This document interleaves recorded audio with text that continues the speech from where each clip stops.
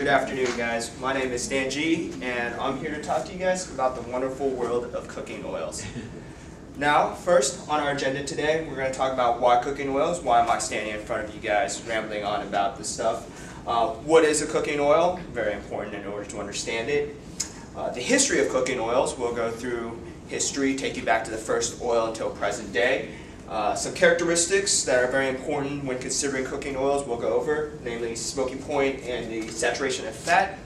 And then finally, I'll talk to you guys about some specific cooking oils and their applications and their characteristics. So first, why cooking oils? I'm sure some of you more health-minded individuals are thinking, cooking oils, that's fatty and unhealthy. Well, yes, but in short, why is because it is delicious. Now, the unique thing about cooking oils is that it's a very good transfer of heat, which means that it allows other foods to undergo what's called the Maillard reaction. That's when you heat up food and then the proteins and the sugars denature and they form that burnt, crispy edge on a steak that tastes oh so good. That is thanks to oils. In addition, at 9 calories per gram, it is our body's preferred method of storing energy. That's why we as animals crave, a juicy steak, some fatty food. That's why we love cooking oils. Now, imagine a world without oil. You wouldn't have any croissants, there'd be no French fries, there'd definitely be no fried chicken. Think about your favorite food. You, sir, what is your favorite food? I'd have to say pizza. Pizza. You can't have pizza without oil. You have to, put oil into the crust, put it underneath so it gets all nice and toasty, and then there's all the toppings. And I'm sure you guys had pizza where the top is just an oil slick. I sometimes dab that off with a napkin. Now, what is an oil? Webster Dictionary defines it as any substance that is liquid, blah, blah, blah. I'm sure you guys can read. But for the purpose of this speech, we're defining oils as lard, soy, butter, shortening, olive oil, canola oil, vegetable oil, all this good stuff. And it's very important to note the chemical structure of an oil. It is made up of a glycerol, which is this red head right here, attached to 3 fatty acids, which is these squiggly lines in the back. They're long carbon and hydrogen chains. We'll talk more about that later. Now, first, take my hand. We're going to go on a little trip back in time. Explore the history of cooking oil, which is actually a reflection of the history of food and man with food. So first, we were hunter-gatherers, which meant we went out with our little bow and arrow and we shot ourselves, a deer, saber-toothed tiger, a woolly mammoth, what have you, and then we throw that onto the fire, on a spit, and the heat will actually cause the fat in that animal to render off, drip down, and that would be our first cooking oil. If we collected that, we would have lard, or essentially lard or suey. It goes by many names, but rendered animal fat. After that, in about 11,000 BC, we domesticated animals. One of the first was sheep. From that, we were able to milk it, and from the milk, through physical agitation, we were actually able to separate out the fat, which is butter. And that would be our next cooking oil in this culinary journey into the history of oils. After that, we started to become an agricultural state. About 600 BC in Asia Minor and 400 BC in the Middle East, olives were cultivated. People started planting and growing olive trees for the food. And then about 200 BC, we actually have our first documented case of olive oil, which is simply the olive fruit being pressed, and then the oil will separate out, drip down, and then you can collect that and you have olive oil. Just awesome stuff. And then finally, we become more industrialized. We start manufacturing, commercial chemical manufacturing, and from that we were able to develop techniques to create more refined oils, such as vegetable oil. Now, a little interesting side note, I'd like to explore the history of margarine.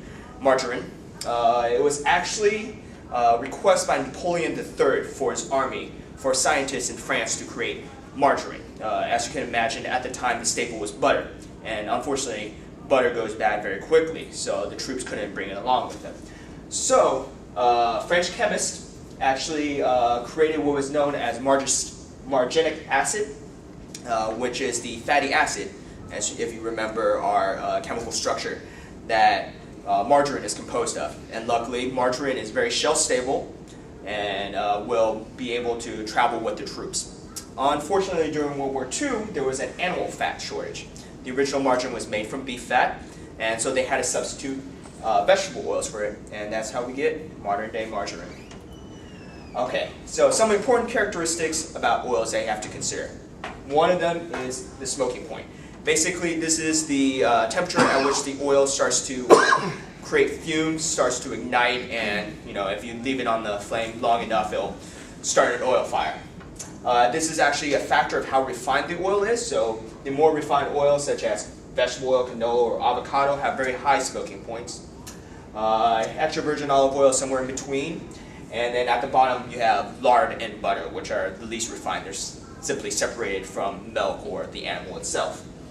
And it's important to note that if you ever have an oil fire, don't put water on it, turn out really bad, spread it all over your kitchen. You'll want to smother it. I recommend some salt or a fire blanket if you have one. And remember to call 911. It's important as well.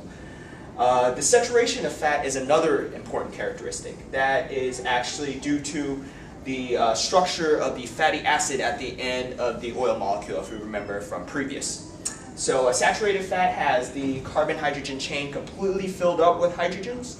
In unsaturated fat, the carbon-hydrogen chain will actually have what's known as double bonds, so you can see the little kink there. And what this causes the oil to behave as it won't pack as tightly when you cool it down. And so saturated fats will pack tightly, unsaturated won't. So unsaturated fats are more likely to be liquid at room temperature, and saturated fats will be more likely to be solid. In addition, the saturation of fats is a very important health concern. So oils high in saturated fat will raise your HDL, high-density lipoproteins, and this will contribute to clogged arteries, heart disease. So take a look here. The oil products that are most high in saturated fats will be animal fats such as lard or butter, and vegetable oils will be very low, and you can tell because they will be liquid at room temperature. So try to stay away from butter or vegetable shortening if you might have heart problems, because it will contribute to high blood pressure and heart attacks. Now we're going to talk about some specific oils. The first one I have is my personal favorite, animal fat. That would be lard, suet, confit, depending on which animal you get it from. But like previously mentioned, it's very high in saturated fat, so if you're health conscious, stay away from that. It has a very low smoking point because it's not as refined, but the best part about it is it has this meaty flavor that comes with it because it comes from an animal. And there's a number of ways you can use it. Try to use low temperature applications. I would recommend just spreading it on top of some bread like butter, and you have animal butter. What's better than that? You also have regular butter, which is separated from cow's milk, typically, although you could use other milks. And like lard, it has a low smoking point, but it also has that delicious buttery flavor. I'm sure you guys had croissants. I love that taste. And it's very good to be used in pie crust because the butter will actually stay solid if you keep the crust low temperature enough, and then it'll create these flaky layers of dough and buttery goodness, and then dough, and that's how you get the separation of croissants or the flakiness of a pie crust. So that's what I would recommend in it. Next we have olive oil, which, as you know, is separated from the olive fruit by pressing it. And actually the term virgin comes from the fact that it's not chemically refined. They don't put any chemicals to separate the oil from the rest of the impurities, if you will. Because of this, it has a very low smoking point, or relatively low, and it also has a fruity flavor from the olive itself that you can taste comes with the oil. So this, you could use it for moderate to low temperature applications, such as salad dressing, or for sautéing, or sweating some onions, if you will, to start off a marinara sauce, perhaps. Finally, we have vegetable oils. So I have a couple examples here. I have canola oil, soybean oil, sunflower, and peanut. The point I'm trying to get across is they're pretty much the same thing. They look the same, they behave the same, and they pretty much taste like nothing because they're chemically refined. These are ideal for high temperature applications. So if you want to deep fry something, you want to get pan pan burning hot to throw a steak on, you'll want to use a vegetable oil to not set your kitchen on fire. And so I recommend it for deep frying, stir frying, sauteing, anything that requires a lot of heat. So in summary, whenever you're picking out an oil for your dinner tonight, I'm sure you guys are hungry from this speech. There's a couple things you want to consider. There's flavor. Do you want, a buttery apple pie? Or actually, that sounds good. But do you want an olive oil? Do you want your apple pie to taste like lard? That would be bad. The saturation of fat. If you're health conscious, like we all are these days, consider what kind of oil you use typically, and maybe substitute it for something healthier, lower in saturated fat. And finally, there's smoking point.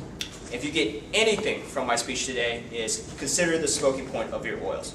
Last thing you want to do is go home, heat up your cast iron skillet until it's burning and red, and then throw a pat of butter in, because I guarantee you will set your kitchen on fire, and Martha Stewart would say that is not a good thing. So thank you, and I want to open up the floor to any questions.